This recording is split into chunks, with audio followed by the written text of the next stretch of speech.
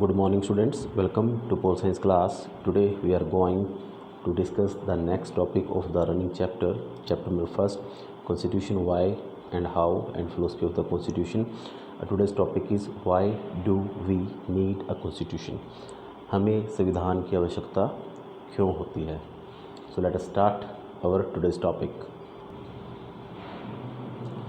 The Constitution of a country provides the fundamental laws of governance. जो constitution होता है किसी भी देश का, वो हमें फंडामेंटल लॉज, जो मौलिक जो कानून व्यवस्था है वो प्रोवाइड करवाता है शासन के लिए. इट इज़ नीडिड, इसकी आवश्यकता पड़ती है कॉन्स्टिट्यूशन की ऑफ द फॉलोइंग रीजन्स. कई कारण है. First, constitution allows coordination and assurance. ये क्या है? ये सहयोग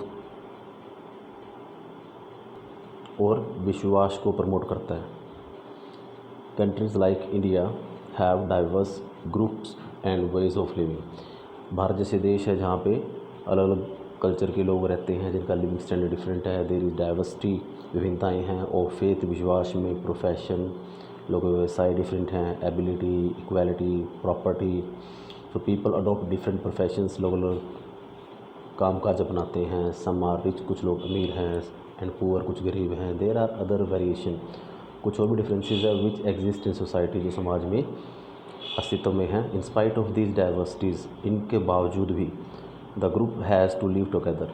ये सारी जो कम्युनिटीज़ हैं सारी इकट्ठी रहती हैं. It is dependent upon each other, ये दूसरे पर निर्भर करती हैं. Needs the cooperation of each other, इसके लिए आवश्यकता होती है एक दूसरे के सहयोग की. But the problem of diversity can be solve, इस समस्या को सोल्व किया जा सकता है, डाइवर्सिटी की प्रॉब्लम को, डिफरेंसेस की प्रॉब्लम को, only if these people live on the basis of some rationally agreed basis rule. अगर ये सहमत हो जाते हैं कुछ निर्धारित नियमों के ऊपर कि इसके अकॉर्डिंग लाइफ को जिया जा सकता है. The basic rules would clarify the rights. जो बेसिक रूल्स हैं ये क्या करेंगे? ये सुनिश्चित करेंगे अधिकारों को और दावों को ऑफ इंडिविजुअल व्यक्तियों के, so that there are no conflict, ताकि कहीं पे कोई झगड़ा ना हो. These basic rules are publicly promulgated. ये जो रूल्स होते हैं इसको पब्लिकली अनाउंस किया जाता है to achieve a minimal degree of coordination, ताकि सहयोग आपस में बना रहे सोसाइटी के बीच में. इस प्रकार से the constitution provides a basic set of rules. जो कॉन्स्टिट्यूशन है वो हमें क्या प्रोवाइड कराता है? एक सेट प्रोवाइड कराता है कि इसका बेसिक रूल, श्रृंखला प्रोवाइड कराता है रूल्स की, to provide minimum coordination and assurance, में सुनिश्चितता among member of a society, कि समाज के लोग हैं उनके बीच में सहयोग बना रहेगा. सेकंड, क्लैरिफाइज, सुनिश्चित करना पावर ऑफ डिसीजन मेकर, कि निर्णय कौन लेगा और निर्णय कैसे लिया जाएगा, कि समाज में निर्णय कौन ले सकता है और कैसे लिया जा सकता है. The constitution is a set of basic principle. जो हमारा संविधान है वो क्या है? एक सेट है किसका? प्रिंसिपल्स का, सिद्धांतों का, रूल्स का, अकॉर्डिंग टू विच, जिसके अनुसार स्टेट इज़ गवर्न, किसी भी स्टेट का निर्माण किया जाता है, वहाँ पे गवर्नमेंट बनाई जाती है. It clarifies the types of government. ये भी क्लैरिफाई करता है, स्पष्ट करता है कि किस प्रकार की सरकार वहाँ पे बनेगी. And establishes a clear line of decentralization. Decentralization में क्या होता है? पावर डिस्ट्रीब्यूशन, और शक्तियों का बंटवारा किस तरीके से होगा. It vests the power of making decentralization. In India, भारत के अंदर, the parliament is bestowed. Parliament को सारी, संसद को सारी ताकत दी गई है, संसद को शक्तिशाली बनाया गया है. With the authority to enact laws, संसद कानून बना सकती है. It even delineates the authority of the executive which is responsible to parliament. और साथ में कि इसके पास अथॉरिटी है टू एग्जीक्यूट, क्रियान्वित करने की, किसी भी रूल को बनाने की, उसको नियम को पास करने की, और इस संसद के प्रति जवाबदेही भी होती है.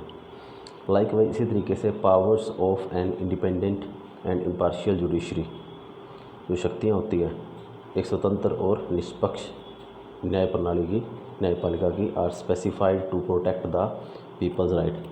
ये क्या करती है? लोगों के अधिकारों की सुरक्षा करती है. The way of choosing the representative, जिस तरीके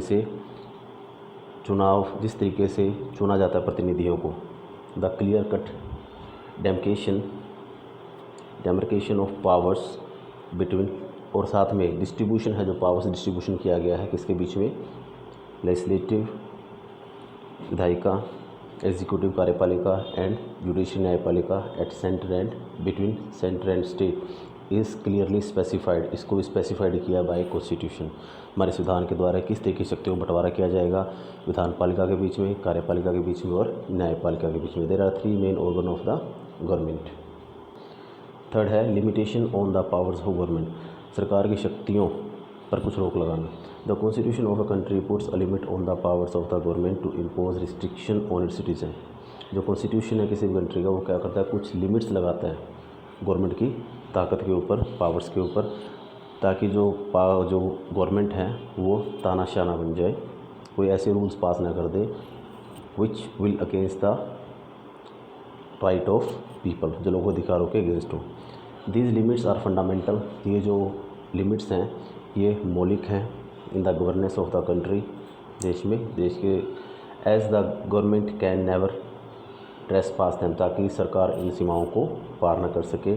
इन the absence of such a limit, अगर ये लिमिट्स ना लगाई जाएँ, ये सीमाएँ ना हो, रोक ना हो, द गवर्नमेंट में इनेक्ट लॉज, तो सरकार ऐसे कानून पास बना सकती है विच आर अनफेयर, जो गलत हो, और प्रोहिबिट पीपल फ्रॉम फ्रीडम, जो लोगों को आज़ादी से रोकते हैं।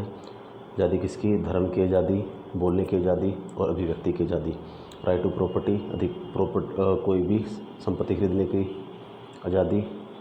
आर्बिट्रेरी अरेस्ट, बिना किसी रीज़न के किसी को अरेस्ट करना।